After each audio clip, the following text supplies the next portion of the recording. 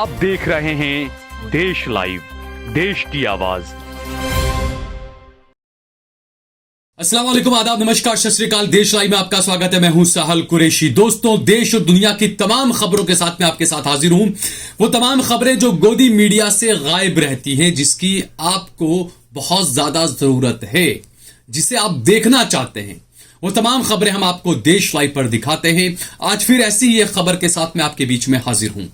Electoral bond, supreme court ने जिस तरीके से उस पर पाबंदी लगा दी, उसके बाद इलेक्शन कमीशन की तरफ से 2024 के चुनाव से पहले सभी पार्टियों को कई हिदायतें दी गई। लेकिन सुप्रीम कोर्ट ने जब यह कहा कि इलेक्टोरल बॉन्ड किसने लिए, किसने दिए, किसने दिए, कितने कितने के दिए, उसका ब्यौरा जो है वो एसबीआई जल्द से जल्द हमारे पास में पहुंचाए। तकरीबन 21 दिन का वक्त दिया गया था एसबीआई को। 22,217 चुनावी बॉन्ड का जो है वो ब्यौरा एसबीआई को सुप्रीम कोर्ट में पेश करना था। 6 मार्च को यह ब्यौरा पेश करना था, लेकिन 6 मार्च से 2 दिन पहले एसबीआई ने, स्टेट बैंक ऑफ इंडिया ने सुप्रीम कोर्ट में एक हलफनामा दाखिल किया और कहा कि हमें और ज्यादा वक्त की जरूरत है। एसबीआई ने कहा है कि जो चुनावी बॉन्ड का जो मामला है, जो ब्यौरा सुप्रीम कोर्ट में देना है, उसके लिए हमें 136 दिन और चाहिए। कहां गया डिजिटल इंडिया? एसबीआई का कहना है कि बॉन्ड जिसने दिए और बॉन्ड जिसने लिए, दोनों अलग अलग प्रक्रिया हैं और दोनों का डाटा अलग अलग रहता है और दोनों का डाटा जो है वो ऑनलाइन नहीं है, कागजात पर है। आप देखें, मोदी सरकार ने यो सीबीआई, एसबीआई, यो एसबीआई, पता नहीं क्या क्या, DG SBI, DGA, DG India, सब कुछ किया था। आपको मानने में आता है?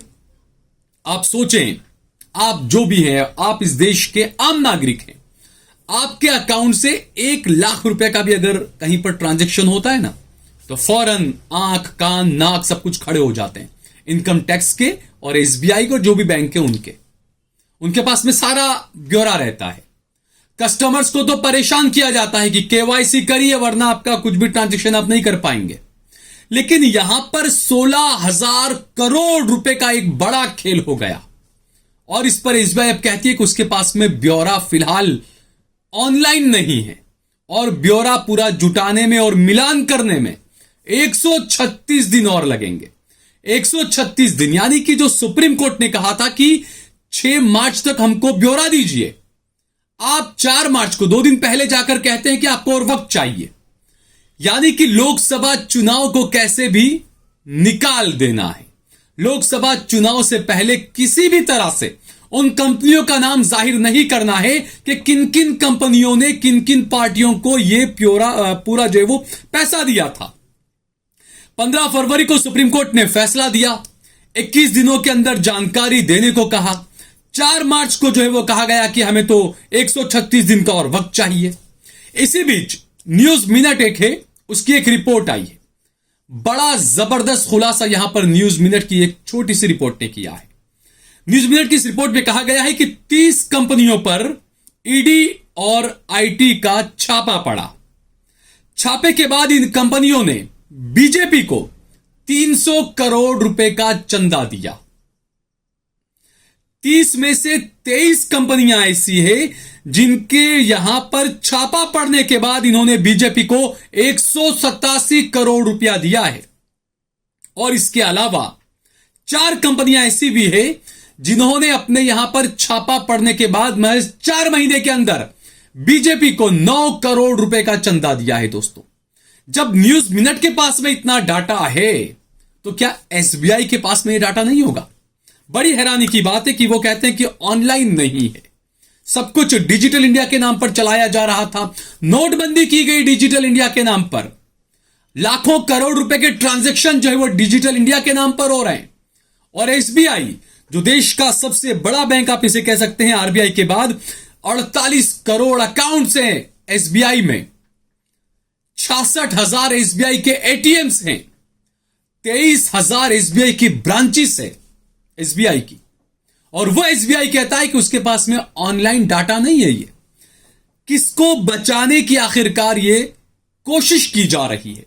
ये सवाल उठना लाजमी है दोस्तों। याचिकाकर्ता जब जगदीप छोकर हैं, क्योंकि उन्होंने सुप्रीम कोर्ट में इलेक्टोरल बॉन्ड के खिलाफ एक याचिका दाखिल की थी और उससे पहले उन्होंने आरटीआई करके बहुत सारा ब्यौरा डाटा जमा किया था और उसके बाद उन्होंने सुप्रीम कोर्ट में इसको चैलेंज किया और सुप्रीम कोर्ट ने जो है वो इस पर सुनवाई करते हुए पिछले महीने ये साफ कर दिया था कि जो इलेक्टोरल बॉन्ड है ये जो है वो एक बड़ा घोटाला है, ये तक सुप्रीम कोर्ट ने कहा था। और भी कई सारी बातें जो है वो सुप्रीम कोर्ट ने कही थी और इसीलिए सवाल उठता है कि आखिरकार ये क्या है, क्योंकि चुनाव के पहले जो है वो नाम जाहिर करने की बात आई थी, लेकिन अब जो है वो नाम जाहिर न किए जाए इसकी पूरी कोशिश की जा रही है। तो एसबीआई की तरफ से और तमाम चीजों की तरफ से किसे बचाने की कोशिश की जा रही है, क्योंकि कुछ और ब्यौरा भी मैं आपको देता हूं कि जितना भी जो पैसा दिया गया है ना इलेक्टोरल बॉन्ड के नाम पर, उसमें से 98% पैसा जो है वो बीजेपी को मिला है दोस्तों।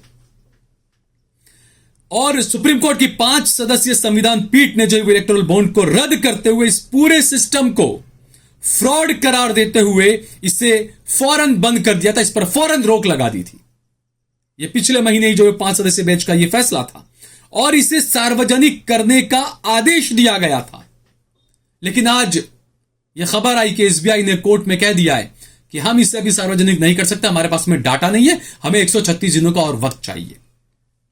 राहुल गांधी ने इसी पर एक ट्वीट किया है और कहा है कि चंदे के धंधे को छुपाने में मोदी ने अपनी पूरी ताकत झोंक दी है। बिल्कुल पूरी ताकत जो है वो झोंकी जा रही है। एसबीआई आखिरकार किसके इशारे पर यह डाटा नहीं दे रहा है और क्यों चुनाव के बाद, क्योंकि 136 दिनों का जो वक्त मांगा है, ये टाइम पीरियड आप देखें, 136 दिन के बाद इस देश के अंदर नई सरकार बन जाएगी, उससे पहले जनता को कुछ भी पता नहीं चलना चाहिए। मोडानी परिवार बेटियों पर उत्पीड़न करने का आरोप झेल रहा है व्यक्ति जो है वो कहता है कि मैं भी मोदी का परिवार हूं।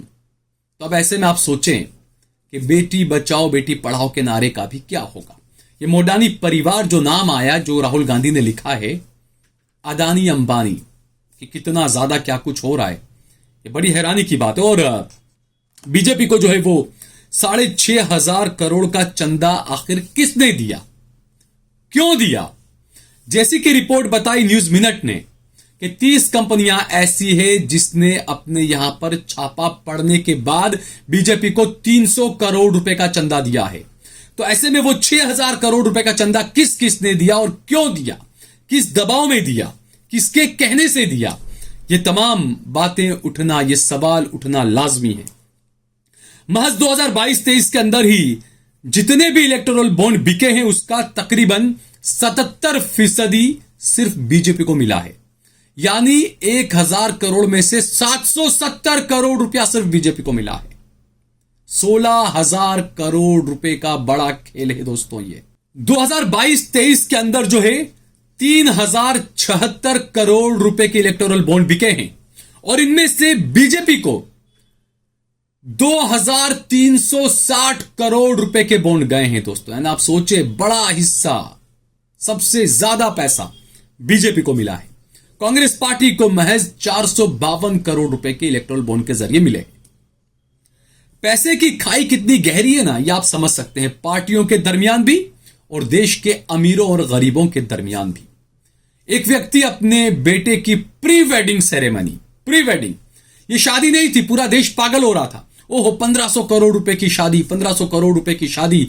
जुकरबर्ग आकर देख रहे हो, अंबानी ने, देखिए भाई अंबानी के बेटे ने, दूल्हे ने 15 करोड़ रुपए की घड़ी पहनी है। जुकरबर्ग उसके हाथ में बार बार देख रहे थे, सोचिए आप। और पूरा देश पागल हो रहा था। गोदी मीडिया के तमाम एंकर अपना गोदीपना वहां पर दिखा रहे थे। किसी में इतनी हिम्मत नहीं है कि यह रिपोर्ट निकाल कर बताए कि अंबानी के ऊपर कितना कर्ज है इस देश का। जब वो दुनिया का सबसे अमीरों की लिस्ट में उसका नाम अगर आ रहा है तो देश का जो कर्ज उसने लिया है वो अदा क्यों नहीं कर दे रहा है वो व्यक्ति। ये सवाल उठना लाजमी है दोस्तों। ये गोदी मीडिया आपको नहीं बताएगा। तो पूरा देश वहां पर पागल हो रहा था। 1500 करोड़ की शादी, ये शादी नहीं थी दोस्तों, ये प्री वेडिंग एक पार्टी थी। शादी तो होना अभी बाकी है, देखेंगे आप उसे भी। और मोटा भाई छोटा भाई मिलेंगे, कंधे में हाथ डालेंगे, तब शादी होगी ना। अभी तो ऐसी कोई फोटो आई नहीं है, पहले आई थी फोटो 2014 में, 16 में, अब जो है वो फोटो का फिर इंतजार है। और समझ में यह नहीं आ रहा है कि आखिरकार विपक्षी पार्टियां इलेक्टोरल बॉन्ड के मामले को जनता के बीच में क्यों नहीं ले जा रही है। सुप्रीम कोर्ट ने इतनी बड़ी बात कही कि यह एक बड़ा घोटाला है, बड़ा झोलमोल है, ये बड़ा फ्रॉड है ये। सुप्रीम कोर्ट ने यह टिप्पणी की, उसके बावजूद भी विपक्षी पार्टियां जनता के बीच में इस मुद्दे को नहीं ले जा रही है। यह भी अपने आप में एक बड़ा सवाल है दोस्तों। क्या सभी विपक्षी नेताओं को ब्लैकमेल किया जा रहा है? मैंने अपने फेसबुक पर 3 महीने पहले लिखा था कि 2024 में अगर मोदी को बड़ी विक्ट्री हासिल करनी है तो विपक्षी नेताओं को सलाखों के पीछे या ईडी और सीबीआई के डर के तले दबा देना पड़ेगा। और वही इस देश के अंदर शायद हो भी रहा है। बीजेपी ने पिछले चुनाव में तयशुदा रकम से ज्यादा पैसा चुनाव में खत्म किया था, 2019 के चुनाव में खर्च किया था। लेकिन उसके बावजूद इलेक्शन कमीशन ने नहीं पूछा कि आपको इतना दायरा दिया गया था कि इससे ज्यादा पैसा खर्च नहीं कर सकते हैं, उसके बावजूद आपने इतना पैसा खर्च क्यों किया? यह सवाल इलेक्शन कमीशन ने नहीं पूछा बीजेपी से। क्यों नहीं पूछा? क्या इलेक्शन कमीशन में जो लोग बैठाए गए हैं, जिन पर सवाल हो रहे हैं, क्या उन पर दोबारा सवाल नहीं होने चाहिए? और इलेक्शन कमीशन आखिरकार सवाल क्यों नहीं कर रहा है? गोदी मीडिया का तो खैर छोड़ ही दो, गोदी मीडिया वाले तो खुद ही ईडी, सीबीआई और मोदी के घर के चक्कर काटते रहते हैं। आम खट्टे हैं, मीठे हैं, पॉकेट मनी में पॉकेट में कितना रखते हैं, कितना घंटा सोते हैं, कितना घंटा आप अपने मंत्रियों से या मंत्रालयों से मिलते हैं, यही सवाल सब होंगे और कुछ आपको नहीं दिखाएंगे गोदी मीडिया वाले। सुप्रीम कोर्ट ने 2018 के मनी लॉन्ड्रिंग के मामले में कांग्रेस के वरिष्ठ नेता और कर्नाटका के deputy CM DK Shiv Kumar को क्लीन चिट देते हुए 2018 में बीजेपी की तरफ से जो मनी लॉन्ड्रिंग के आरोप उन पर लगाए गए थे, उस केस को जो है वो रद्द कर दिया है। इस पर भी आगे मैं आपको एक और खबर में बताऊंगा कि बीजेपी ने 2014 में सत्ता जो हत्याई थी, कैसे झूठे आरोप, कोयला घोटाला, टेलीकॉम घोटाला, न जाने कौन से घोटाले के लगाए थे, कुछ भी साबित नहीं हो पाया कोर्ट के अंदर। ये तमाम चीजों पर आपको मैं आगे भी बताऊंगा, एक स्पेशल न्यूज बनाकर इस पर आपको मैं बताऊंगा। लेकिन ये जो तमाम चीजें इलेक्टोरल बॉन्ड को लेकर हो रही है, ये सवाल आपके जहन में होने चाहिए। अगर आप वाकई में देशभक्त हैं तो आपको इस खबर को बहुत ही गंभीरता से लेना चाहिए। अगर आपको ये वीडियो पसंद आई हो तो इस पर कमेंट करें, इसे लाइक करें, इसे ज्यादा से ज्यादा शेयर करें। अगर आपने हमारे चैनल देश लाइव को सब्सक्राइब न किया तो हमारे चैनल को जरूर सब्सक्राइब करें। सोशल मीडिया के तमाम प्लेटफॉर्म्स पर आप देश लाइव को, सहल कुरैशी को और सहल कुरैशी ऑफिशियल के पेज को फॉलो करें, सब्सक्राइब करें। और इसके अलावा हमने हमारा नंबर भी दिया हुआ है, जितना ज्यादा हो सके इतना ज्यादा आप हमारा समर्थन करें। जय भारत, जय हिंद।